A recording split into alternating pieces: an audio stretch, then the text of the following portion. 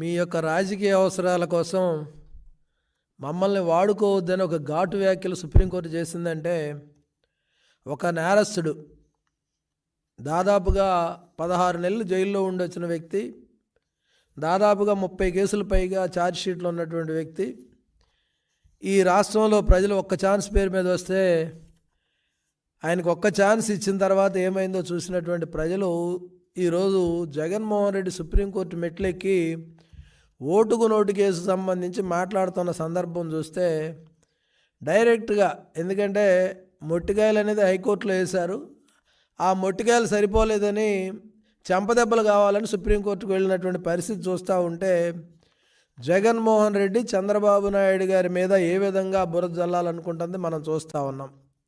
ఎందుకంటే మీ అందరికీ 2464 పేజీలతో గతంలో సాక్షి పత్రిక ద్వారా కానీ లేదా ప్రజలకు కానీ తన తల్లి విజయమ్మ గారితో చంద్రబాబు నాయుడు గారి మీద వేసి అబాసుపాలైనటువంటి పరిస్థితి కానీ, అదేవిధంగా 2019-24 మధ్య 12 పైగా కేసులు పెట్టి ఆయన్ని వేధించినటువంటి పరిస్థితి కానీ, 15 సభా సంఘాలు, 3 మంత్రివర్గ సంఘాలు, 4 న్యాయ విచారణలు, ఒక సిబిసిఐడి 5 ఇలాగా ఉన్నతాధికారులతో విచారణ చేసి కొండను తవ్వి ఎలుకను పట్టాలనుకుంటే ఎలుక లేదు, కొండ లేదు, ఏమీ లేనటువంటి పరిస్థితి జగన్మోహన్ రెడ్డికి అర్థమైన తర్వాత ఈరోజు కూడా ఆయన మానకుండా చంద్రబాబు నాయుడు గారిని ఏదో విధంగా ప్రజల్లో చులకన చేయాలి, ఆయన మీద ఏ విధంగానైనా మచ్చ వేయాలని ఒక ప్రయత్నం చేస్తున్నాడు. దీన్ని తీవ్రంగా ఖండించాల్సినటువంటి పరిస్థితి ఉంది. తన అనుంగు శిష్యుడు ఆర్కే, ఎందుకంటే ఈ మంగళగిరి ప్రాంతంలో అందరికి కూడా తెలుసు, ఎప్పుడైతే లోకేష్ బాబు గారు బంతి ఎలా ఎగిసిపడుతుందో అలా ఎగిసిపడిన తర్వాత ఆయన తిరిగి రాష్ట్రంలోగానే కాదు మంగళగిరిలో కూడా నాయకుడిగా విజృంభిస్తాడు. నేను ఆయనతో పోటీ చేయలేనని తప్పుకొని షర్మిల కాళ్ళ మీద పడి షర్మిల పార్టీలోకి వెళ్ళి అక్కడి నుంచి కూడా మళ్ళీ కాదని మళ్ళీ అగైన్ జగన్మోహన్ రెడ్డి దగ్గరకు వచ్చి ఒక నాటకానికి తెరలేపినటువంటి కరకట్ట కమల్ హాసన్, జగన్మోహన్ రెడ్డి, వీళ్ళిద్దరు కూడా పని ఏంటంటే జగన్మోహన్ రెడ్డి తన ఆలోచన ఆర్కేకి చెప్పడం, ఆర్కే తన ఉన్నటువంటి జ్ఞానాన్ని, ఎందుకంటే దురదృష్టం ఏంటంటే నేను చదువుకున్న కాలేజీలో ఆయన చదివాడని ఎవరో చెప్పారు, మరి ఆ కాలేజీలో వాళ్ళంతా నెగిటివ్ ఫోర్స్ కానీ నెగిటివ్ మెంటాలిటీ కానీ ఎవరికి లేదు, మరి ఆ వ్యక్తికి ఎలా వచ్చిందో తెలియదు. కానీ ఒక పవిత్రమైనటువంటి కాలేజీలో చదివినటువంటి వ్యక్తి ఈ విధంగా అపవిత్రమైన పనులు చేయడానికి, అబద్ధపు సాక్ష్యాలు చెప్పడానికి ఈ కరకట్ట కమల్ హాసన్ జగన్మోహన్ రెడ్డికి ఉన్నటువంటి తన ఆలోచనని ప్రజలందరికీ పంచుతూ ఉన్న పరిస్థితి చూస్తూ ఉన్నాం.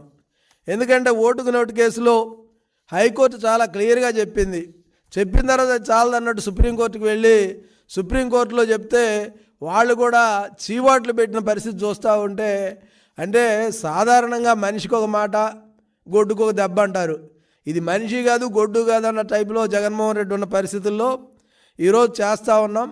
చంద్రబాబు నాయుడు గారు వచ్చి ఈ రాష్ట్రానికి ముఖ్యమంత్రి అయిన తర్వాత ఈ రాష్ట్రానికి ఏ విధంగా పెట్టుబడులు తేవాలి, ఈ రాష్ట్రాన్ని ఏ విధంగా అభివృద్ధి చెందించాలి, అమరావతి అభివృద్ధి ఏ విధంగా చేయాలి, అదేవిధంగా పోలవరాన్ని ఎలాగ నిర్మించాలని ఆయన ఆలోచన చేస్తూ ఉంటే, ఆయన ఆలోచనలకి అదేవిధంగా ఆయనకి అన్ని అడుగడుగున అడ్డుపడాలని జగన్మోహన్ రెడ్డి కీచక ఏదైతే వృత్తి కానీ ప్రవృత్తి కానీ ఆయనకు ఉన్నది ఏంటంటే అన్నిటికీ అడ్డుపట్టమే. ఆ విధంగా జగన్మోహన్ రెడ్డి ఈరోజు రాష్ట్రంలో అడ్డుపట్టడానికి ప్రయత్నం చేస్తూ ఉంటే, బ్రాండ్ ఇమేజ్ జగన్మోహన్ రెడ్డికి ఉన్న బ్రాండ్ ఇమేజ్ ఏంటంటే 16 నెలలు జైలు, 34 కేసులు, అదేవిధంగా ఏదైతే ఈడీ అటాచ్మెంట్స్కి సంబంధించినవి, దాంతోపాటుగా చెల్లికి కూడా ఆస్తులు పంచకుండా కుటుంబ వ్యవహారాల్లో ఏ విధంగా చేస్తాడనేది మనం చూసాం.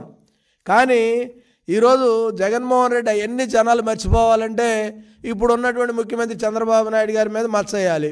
ఆ మచ్చ వేయాలంటే ఏమీ లేవు, ఎందుకంటే 2000 పేజీలు పైగా 2464 పేజీల్లో చంద్రబాబు నాయుడు గారి అవినీతి ఉందని చెప్పే ప్రయత్నం చేసి అబాసు పాలేయటమే కాకుండా కమిటీలు వేసి, ఎందుకంటే వాళ్ళ నాన్న కాలంలో కూడా చంద్రబాబు నాయుడు గారి మీద కేసులు వేశారు. అదే కాకుండా మన చంద్రబాబు నాయుడు గారిని 54 రోజులు జైల్లో పెట్టినటువంటి పరిస్థితుల్లో గవర్నర్ అనుమతి లేదు, ఎందుకంటే ఒక మాజీ ముఖ్యమంత్రిని ప్రాసిక్యూట్ చేయాలన్నా, ఒక మాజీ ముఖ్యమంత్రిని జైలు పంపాలన్నా కనీసమైనటువంటి మినిమం తీసుకోకుండా తనకు అధికారం ఉంది, ఏదైనా చేయగలదని జగన్మోహన్ రెడ్డి చేసినటువంటి ప్రయత్నం మనందరం చూసాం. ఆయన 54 రోజులు జైల్లో ఉండి ఆయనకి 54 రోజులు కొంచెం చంద్రబాబు నాయుడు గారికి ఆరోగ్యపరంగా ఇబ్బంది అయినప్పటికీ ఆయన లోపల పెట్టి పెద్ద తప్పు చేయటం వల్ల ఈరోజు 164 సీట్లు వచ్చినాయనే విషయం జగన్మోహన్ రెడ్డి అర్థం చేసుకోవాలి. దాంతోపాటు ఆర్కేకి కానీ జగన్మోహన్ రెడ్డికి కానీ ఈ కోర్టులకు కానీ లేదంటే వీళ్ళకి కనీసం కోర్టు మెట్లు ఎక్కే అర్హత లేకుండా ఒక నేరస్తుడు ఇంకో నేరం గురించో లేకపోతే నేరం జరిగిందని అపోహలు కల్పించే విధంగా చేసేదాన్ని ఆ నేరస్తుడికి అసలు అవకాశం ఇవ్వకూడదు. ఈ పాటికే ఎందుకంటే లండన్ పోవడానికి కూడా ఈరోజు పర్మిషన్ పెట్టుకొని బతికేటటువంటి వ్యక్తి కోర్టుకు వెళ్ళి ఇతరుల మీద ఆరోపణలు ఎలా చేస్తాడనేది కూడా న్యాయస్థానాలు ఆలోచించి ఇలాంటి వ్యక్తి కోర్టు మెట్టు ఎక్కకుండా ఉండాలి. అతనే అవినీతి పరుడు, ఇంకోళ్ళ గురించి మాట్లాడే అవకాశం లేకుండా చేయాల్సినటువంటి అవసరం ఉంది. దాంతోపాటుగా చంద్రబాబు నాయుడు గారు ఈ రాష్ట్రంలో అభివృద్ధి ఏ విధంగా జరగాలని ఆయన ఆలోచన చేస్తూ ఉన్నారు. రేపు కూడా శ్రీ సిటీలో శంకుస్థాపన కార్యక్రమాలు చేయబోతూ ఉన్నారు. అదేవిధంగా ఈ రాష్ట్రంలో యువతకు ఉపాధి అవకాశాలు కల్పించడానికి చంద్రబాబు నాయుడు గారు ప్రయత్నం చేస్తూ ఉన్నారు. ఈ రాష్ట్ర అభివృద్ధి ఎందుకంటే ఈ 5 సంవత్సరాల్లో ప్రత్యేకంగా చెప్పాలంటే మద్యం మీద కానీ ఇంకొక 25 సంవత్సరాల వరకు కూడా మద్యపాన నిషేధం మీద ఎవరు కూడా ఆలోచన చేసే సాహసం చేయని విధంగా జగన్మోహన్ రెడ్డి చేశాడు. ఆయన నవరత్నాల్లో మద్యపాన నిషేధం అనేది చివరికి లేకుండా పోయినటువంటి పరిస్థితి. ఈరోజు అధికారంలోకి వచ్చిన మాకు కూడా ఏమి చేయడానికి అవకాశం లేకుండా 25 సంవత్సరాలు తాకట్టు పెట్టినటువంటి వ్యక్తి. మేము చేయగలిగింది ఏంటంటే నాణ్యమైన, ఎందుకంటే నాసిరకం కానీ ఇప్పుడు మనం చూసాం తెలంగాణలో 1000 రూపాయలు కొంటా ఉంటే ఆంధ్రాలో 1600 రూపాయలకు కొంటున్నారంట.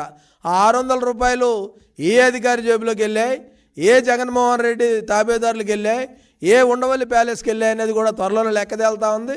ఇవన్నిటిని కూడా దృష్టిలో పెట్టుకొని చంద్రబాబు నాయుడు గారిని వేధించడం మానేసి నీకేదన్నా కొంచెం సిగ్గు శరం అనేది ఉంటే, ఎందుకంటే ఈ రాష్ట్రంలో 11 సీట్లు పరిమితమైనటువంటి వ్యక్తివి, ఈ రాష్ట్ర అభివృద్ధి కోసం ఏమైనా సూచనలు సలహాలు ఇవ్వాలంటే అసెంబ్లీకి రండి.